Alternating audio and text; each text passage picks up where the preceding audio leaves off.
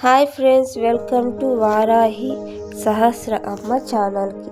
ఫిబ్రవరి 17 అమావాస్య శక్తివంతమైన రోజు. తప్పనిసరిగా ఈ నియమాలు పాటించండి. 100% కరెక్ట్. స్నానం చేసినప్పుడు కల్లుప్పు వేసుకొని అందులో కొంచెం పసుపు వేసి స్నానం చేయండి.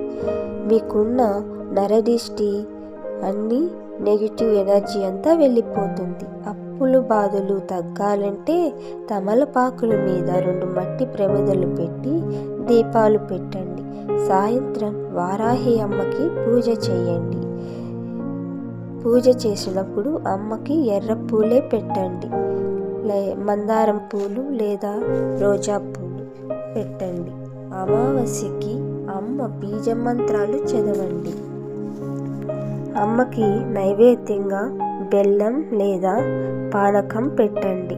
అమావాస్యకి ఇవి చేస్తే చాలా అదృష్టం కలుగుతుంది. నిమ్మకాయ 2గా చేసి పసుపు కుంకం చేసి గుమ్మం దగ్గర ఆ పక్క ఈ పక్క 2గా పెట్టి అమ్మకి పూజించండి. అప్పుడు ఉన్న నరదిష్టి అంతా పోతుంది. అదేవిధంగా ఈ అమావాస్య రోజున తప్పనిసరిగా ఇల్లంతా కూడా సాంబ్రాణి ధూపం వేసుకోండి. శ్రీ వారాహి అమ్మ ఇంట్లో ఉన్న దుష్ట శక్తులన్నీ తీసివేసి మీ ఇంట్లోకి లక్ష్మీదేవి అడుగు పెడుతుంది. అదేవిధంగా మీకు సంతానం లేని వాళ్ళకి, పెళ్ళి లేట్ అయ్యే వాళ్ళకి, వాళ్ళు రావి చెట్టుకి పసుపు దారం చుట్టుతూ నిమ్మకాయ దీపాలు పెట్టుకోండి.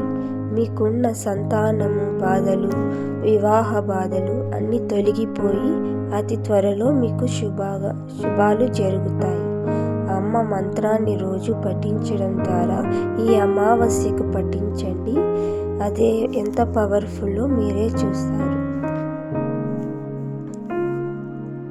వారాహి అమ్మ మంత్రం 108 సార్లు అమావాస్య రోజు చదివిన వాళ్ళు మంచి శుభవార్తలు వింటూ కోరిన కోరికలు తీరుతాయి.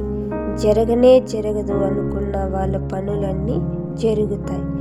ఎంతో మంచి అమావాస్య ఈరోజు. జై వారాహి మాత, జై వారాహి మాత. ఈ నియమాలు పాటించడం ద్వారా మీకు ఎంతో అదృష్టం కలుగుతుంది. ఈ అమావాస్యకి ఇంటి ముందర గుమ్మడికాయ కట్టిన వారు మీకున్న పీడ శక్తులు అన్నీ తొలగిపోయి వారాహి అమ్మ మీకు అండగా ఉంటారు.